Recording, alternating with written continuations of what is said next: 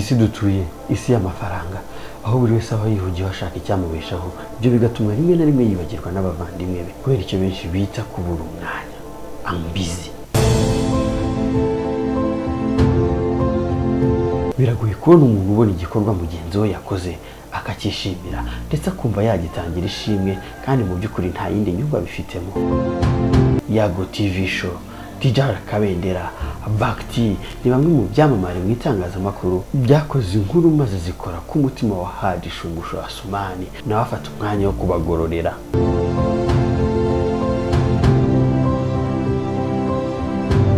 Samuel wamamaye mu gutwara ingorofani byakataraboneka udaheranwa ufite ubwenge budafite aho buhuriye n'uko areshya ni bamwe mu batangiye ukwezi kwa Mata batengamaye.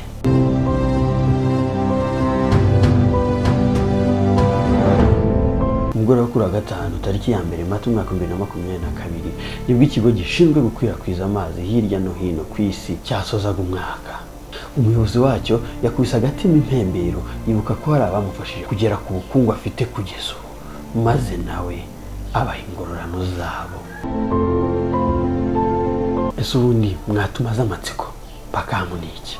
Paakkam ni ikigo gitanga serivisi z'amazi kubungabunga ibidukikije ariko mu magambo make. Paakkam ni amagambo abiri akomoka mu rurimi rw'Igihinde, rimwe ni Paak irindi ni Kam. Nigeze kubisobanura. Paak ubundi bivuga ikintu gitagatifu ariko harimo no kuba icyo kintu gihamye. Hanyuma Kam ni umurimo. Twe rero muri twebwe tuba twumva twakora umurimo uhamye ariko nanone tukanawunoza, tugakora umurimo utagira amanyanga, utagira ugushidikanya. Ni muri urwo rwego rero iryo zina ni icyo rishatse gusobanura Paakkam ni. Paakkam ikorera mu bihugu bine harimo u Rwanda aho yafashe uturere tugera kuri 12 twose ndetse yambuka n'imbibi ajya muri Guinea Conakry, Sierra Leone ndetse na Kenya. Iyi sosiyete ifite abakozi barenga 400 hirya no hino ku isi. Umuyobozi w'iki kigo arasobanura impamvu y'uyu munsi. Uyu munsi rero mu kandi kanya kari bukurikireho turaza kuza gutanga ibihembo ku bakozi ba Paakkam bakoze neza kurusha abandi. Mwese mwakoze neza ariko byanga bikunda agomba kuboneka uwakoze neza kurusha abandi. Murabona ibindi byuma biri aha ngaha, babiri muri mwebwe barabitahaho kandi nabo turabaha amahirwe yuko bizongera bikagaruka bigakora muri Paakkam. Ni ukuvuga uzaba uri umukozi wa Paakkam unafite na moto ikodeshwa na Paakkam. Gusa hano tubiha umurongo mwiza, twebwe moto turayiguhaye n'udashaka kwikorera muri Paakkam ntacyo bidutwaye. Ntibyumvikana ariko uyu munsi twateganije gutanga ibyo bihembo muri ubwo buryo. Icyanyuma aba bantu naberetse hano harimo n'abadahari bakora itangazamakuru. Twe nka Paakkam turabakunda ku rundi rwego, dufite impamvu zituma tubakunda.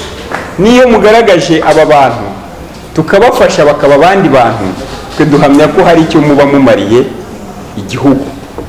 Kubera iyo mpamvu rero namwe twabageneye ibihembo.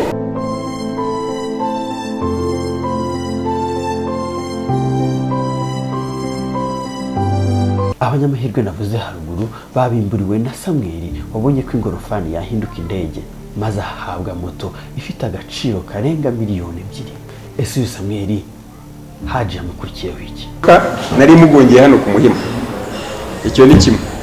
Hari ikindi ntababwiye, namenye ko yitwa Samuel n'umubyeyi wanjye witabye Imana yitwaga Samuel.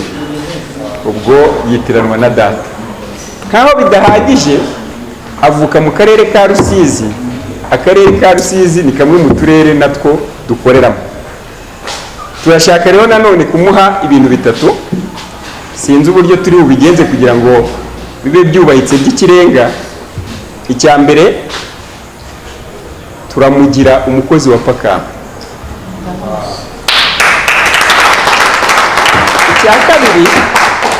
Icya kabiri ndagira ngo mumenyeshe ko atazongera gutwara ingorofani ukundi. Uyu munsi afite afite moto imeze nk'imodoka ya yindi itwara imizigo, kuko n'ubundi atwara imizigo, twamuhaye moto imeze nk'imodoka. Sinzi uko turabigenza, ariko byanga bikunda iyo moto tugomba kuyireba hano hanze twese nk'abakozi ba Paakkam. Ntabwo uzongera gutwara ingorofani ukundi, uyu munsi ufite moto imeze nk'imodoka.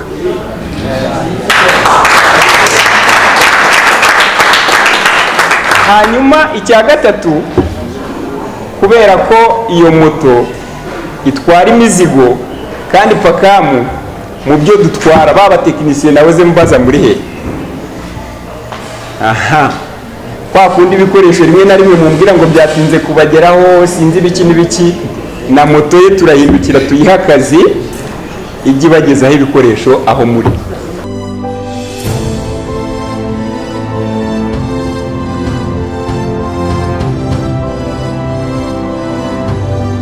abiruka neza muri buka umugabo wirukankanaga umuzigo ku ngorofani na kamambiri zatutse.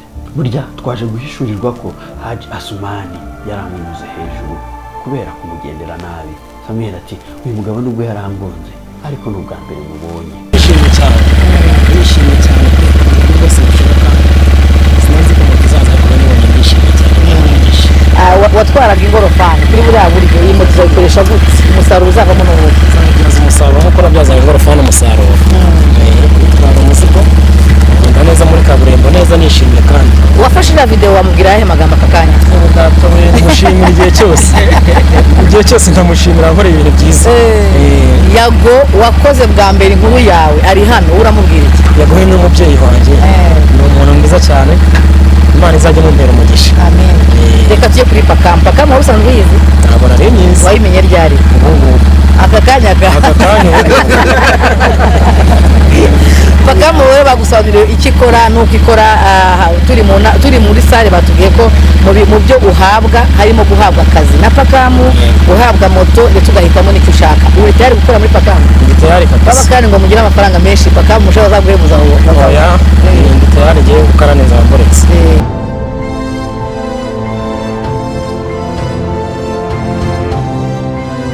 Nyarwaya Innocent cyangwa se Yago TV show ni umwe mu banyamakuru bamenyekanye kubera gukora inkuru zivugira abatishoboye. Haji arasobanura neza impamvu Yago TV ari hano. Uyu munsi iyo ufashe imbaraga zawe ukava hano ukajya mu cyaro ukazana umuntu runaka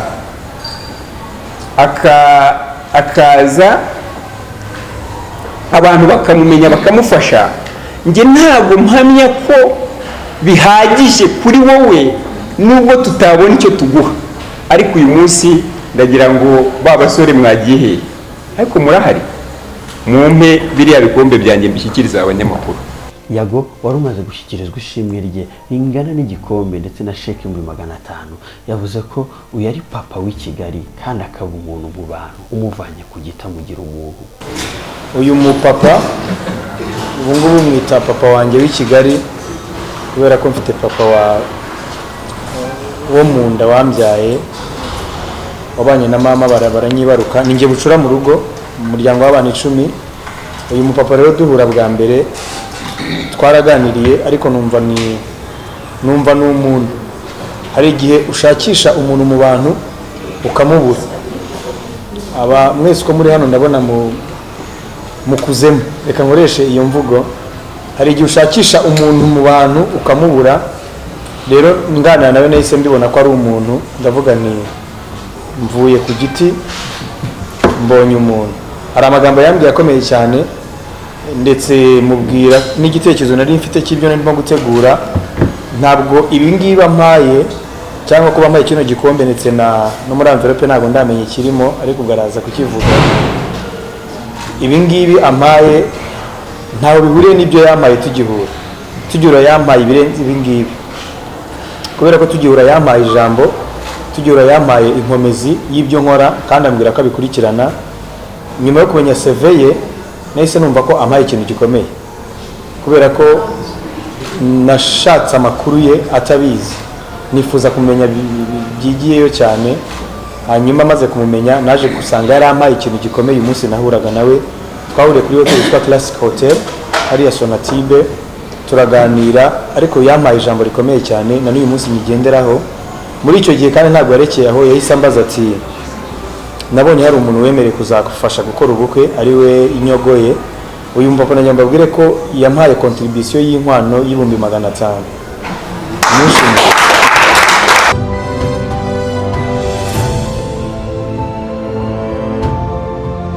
Hakurikiyeho guhemba Tijara Kabendera, ariko mbere na mbere reka tumanze tumve impamvu Tijara Kabendera ari hano. Ava muri kazi ni kazi ajya mu bindi bintu. Nge rero mu buzima bwanjye nkunda umuntu utekereza gufasha abandi. Narabibonye biranshimisha, ndabikunda, ndabimukundira, ku buryo ejo bundi naramutunguye nawe narebye ibiganiro bye, uko nge ntabwo njya gushaka umuntu, ndeba ibiganiro bye ndamuhamagara, mpamagaye nitabwa n'umwana, ushobora kuba ari umuhungu we cyangwa gutyo. Murabizi aba bantu bitwa abasitari abafite n'ukuntu abafite wenda ba manager n'abandi bantu. Umwana arambwira ati mama ntawe uhari. Ndamubwira nako yamwe ntawe uhari nyine nka manager. Ndamubwira nta kibazo, ahazazira wowe uzamubwire ko mushaka kandi nshaka kumuha akazi. Yavuye isafari araza turabonana, mubwira ibyo namushakiraga, ariko hanini ibyo namushakiraga ikiruta ibindi byose nuko namushakaga kuri uyu munsi kugira ngo mushyikirize iki gikombe. Nkuko yabivuze, ntacyo twabaha, ariko twe tuzirikana abo muri bo, tuzirikana ibyo mwakoze, kandi tuzi neza ko Imana ibizi kandi bizabaherekeza.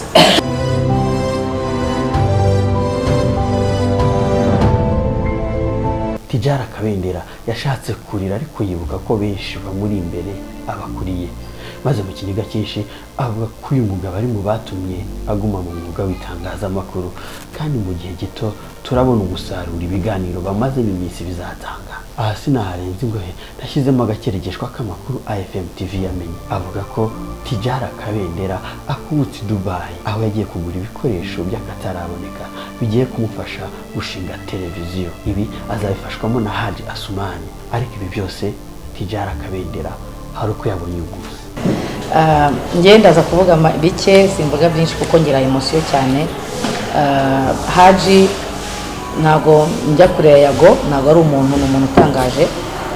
Nkuko bivuze yanshatse mu minsi yashize, nitwabasha kuvugana aho mviri safari ninjye wamushatse, n'umwana yambwiye ko nshaka, ariko icyo yanshakiraga mu minsi iri imbere nanjye nzahamagara hari itangazamakuru nyivuge kuko ni ikintu gihambaye yankoreye. Umuntu utuka kukubaza ngo mbona ukora uri strong, ariko ukeneye iki cyatuma utera imbere kurushaho, ni iyihe support ukeneye kugira ngo utere imbere kurushaho. Ibyo ngibyo ni ibintu bikorwa n'abantu bake. Umuntu wakubaza ngo iri tafari washyizeho ngewe nshyireho irihe kugira ngo urusheho gutera imbere, arambwira ati genda wicare hasi ukore umushinga wumve icyo twakora twafatanya, ariko ukarushaho kwavuga izina ryawe, kuko kuva igihe nakumviye kugeza uyu munsi ntabwo izina ryawe riranshimisha nk'uko byakagombye kuba biri. Dufite abanyarwanda miliyoni nyinshi cyane babona ibyo dukora, abo ibyo dukora haba ari mu Rwanda bari no hanze, ariko umuntu umwe utika kuvuga ngo nkunda ibyo ukora reka ngushimire kuko ari byo wakoze, abatangaje cyane. Atari mu muryango wawe, inshuti n'abavandimwe bakubwira bati courage, abaguhaye message. Hari n'abapfobya ibyo ukora. Imyaka ikabakaba 20 maze muri uyu mwuga, kandi ku kitangazamakuru kimwe nkatera intambwe nkajya gukora igitangazamakuru cyanjye. Suko nari wenda nari mpaze amafaranga, nari mfite amafaranga mu by'ukuri ntabwo yari menshi, nta nubwo ari make ko aratayafite, ariko niyumvishemo ko ngomba kwikorera, ko ngomba kugira icyo nkora. Nahereye ahantu nakoraga saa 9 z'ijoro, saa 10, saa 11, saa 8 z'ijoro, hose nkaba nkenewe. Ibyo byose nibyo nabyaje umusaruro. Iyo mbonye rero team ingana gutya yicaye hano ifite ibyo ikora, wa mugani wa Haji mu kiganiro kazi ni kazi, abantu mwebwe muramerita kabisa mu kiganiro kazi ni kazi. Jingo yanjye yaravuga ngo nta kazi k'umunyagara kabaho nkuko nta munyagara w'ifaranga. Niyo jingo narakoze kugira ngo umuntu wese utekereza ko hari akazi kabi kabaho abashe gutekereza ko nta n'ifaranga rito ribaho. Ushobora kuba ufite miliyoni mu mufuka waca ku kiciro cy'ijana ukuna mukagitora, ndabeshya nta mafaranga mato abaho. Bakututahagaragaye kubera atari mu gihugu. Haji yatubwiye impamvu yatumiwe. Uyu mugabo tugiye guha iyi award ntabwo ari hano, bambwiye ko yagiye hanze, ariko muri uko kujya hanze kwe ndamuzirikana. Uyu mugabo witwa Nkubiri Gerard uzwi ku izina rya Bakti niwe watumye menya Mudaheranwa. Byatumye nifuza gushimira uyu mugabo witwa Bakti wamunzaniye, niba hari uwo yohereje gutwara award ye cyangwa abanyamakuru bagenzi be murayitwara. Impano ya Bakti Tijara Kabendera yemeye kazayimuha mu mahoro. Muri ibi birori hari hategerejwe umugabo ukomeye, Haji yemeza ko ari urutirigongo rwa kampani. Nje nshobora kubivuga mukabyita amashyengo, kandi nyiri kubivuga ntaho yagiye. Reka nawe biduhishurire. Uwo Mudaheranwa ndi mu kuvuga mu kanya muramubona, iyo abandi bantu bamureba bamufata nk'umugabo, nukuva ashobora kuza ukabona ko ari munsi y'aya meza, uburebure bwe ntago ahagaze, uburebure bwe ntago bwasumba aya meza, ariko ibitekerezo bye njye ubabwiye ibitekerezo bye biratsumba. Uyu munsi ntabwo ari hano, je regrette kuba ndi kuvuga aya magambo Mudaheranwa atari hano. Ndagira ngo mbabwire ko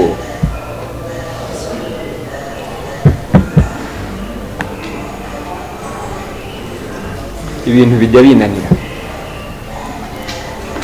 Mwese hano ko mwicaye ni bake njya mpamagara ngo mungire inama, ndabeshya abenshi muri mwe tubiziranyeho, ariko uwo mugabo ku biro bye bike, ku ndeshyo ye ngufi cyane, araza akangira inama zikangirira akamaro, ku rwego wenda mumenere n'ibanga. Hari igihe abona ibintu byanze akanyandikira akamesaje angira inama. Rimwe na rimwe ntabwo byanze kubera ikibazo wenda ekonomike, amafaranga, no, ntabwo byanze kubera ko iki, ahubwo byanze. Urabona nk'uyu munsi niba mbabwira ngo arihe mukamubura, murumva ko byanze abantu 30. Reka noneho mberurire, Mudaheranwa ari mu bantu bagomba gufata igihembo hano, ari mu bantu bagomba gutwara imwe muri izi moto. Kandi ntabwo aratwara iyi moto kubera ko musempa. Nababwiye dufite software dukoresha ikaduha amanota, ikagaragaza buri muntu wese ibyo yagiye akora. Ari ku manota arenze 80%.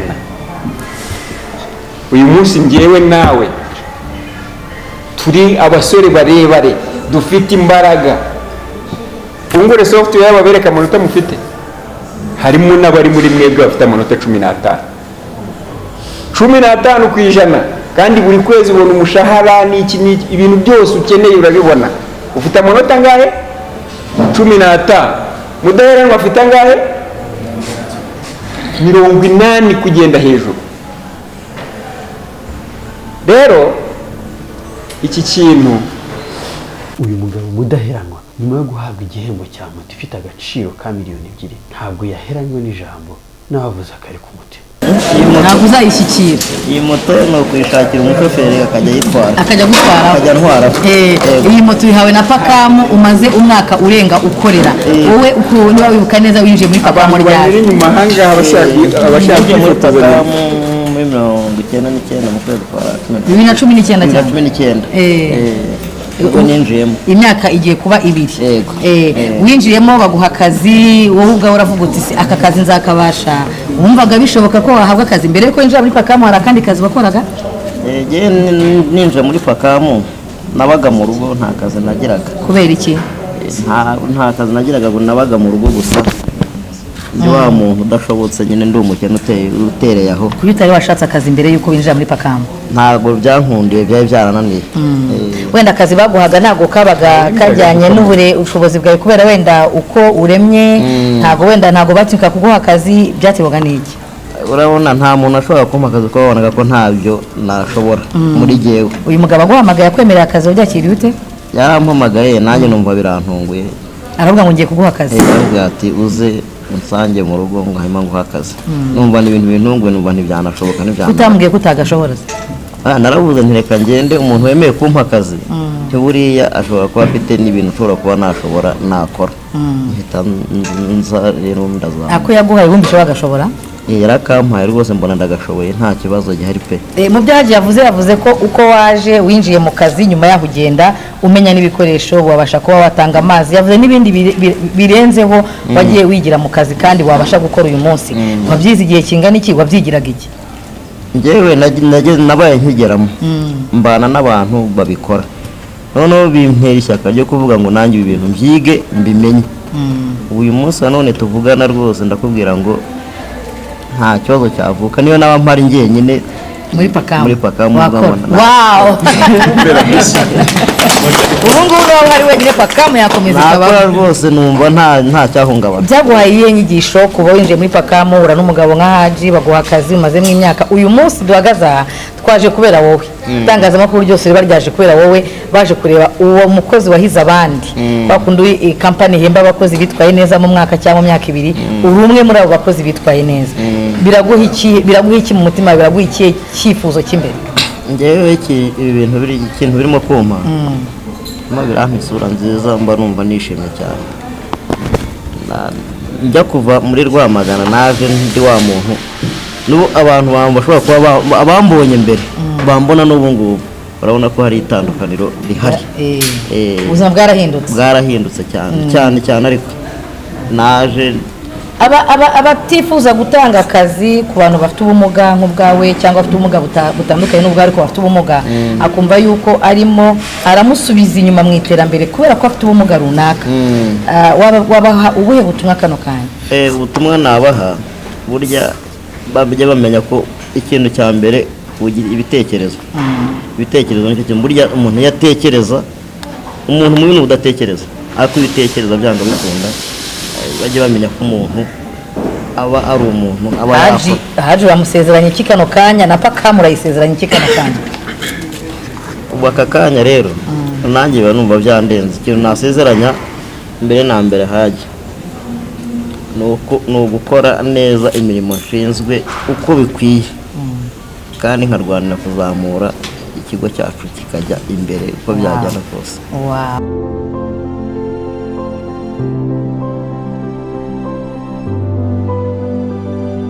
muri uyu muhango kandi hahembwa umukozi w'umwihariko wabaye indashyikirwa nawe ahabwa moto nshya dore uko yabyakiriye ndanezerewe ariko ndanatunguwe kubera iki kuba uyu munsi mpawe iyi moto gusa mbanje gushima Imana yo mu ijuru kuko yaremye uyu muntu ikamushyiramo umutima w'urukundo ibyo nabyo mbishimiye Imana kandi nongeye gushima nawe ubwe kuko yabitekereje akabona nk'icyo gihembo si n'ubwa mbere yababwiye ngo twakoranye muri 2012 twamaranye imyaka 5 nabwo haje kubaho amashimwe bahaye abakozi icyo gihe nabwo nabonye certificat yari iherekejwe n'ibahasha nabwo icyo gihe ndabyegukana n'uyu munsi byongeye kubaho rero ni inshuro ya kabiri kuba atajya ni inshuro ya kabiri kandi akazi ibanga wenda umuntu avuga ati ibanga witwara cyangwa se ibanga ukoresha kugira ngo ubashe kuba umwe ushimwa mu byo ukora abakozi bangana gutya n'ibindi wenda n'abagenzi bakumvira bati ibanga dukoresha n'iriya hari karemano Imana iba yarahaye umuntu yewe muri njyewe numva nifuza kuzapfa ndi inyangamugayo n'ubundi rero byangiyemo kuva kera numva ngomba kuba inyangamugayo mu mirimo yanjye ya buri munsi mu bikorwa bitandukanye mu myitwarire mu mikorere mba numva nahora ndi inyangamugayo no muri aka kazi rero nakitwayemo nk'inyangamugayo nkora mbikunze uko ntabikunze kandi ndabizi neza ko n'Imana yo mu ijuru hari ijambo ryayo rivuga ngo imirimo yose dukoze dukunze tuzayigororerwa iki gikorwa cyo guhemba abakozi ba Paakkam ni igikorwa kiba ngarukamwaka aho kuri uyu munsi hahembwa abakozi bakorera mu mujyi wa Kigali, ni mu gihe n'utundi turere dusigaye naho iki gikorwa kizahakorwa. Mu muhango wo gutanga ibihembo bya Paakkam, ni mu Jonathan Hazard waserukiye AFM TV.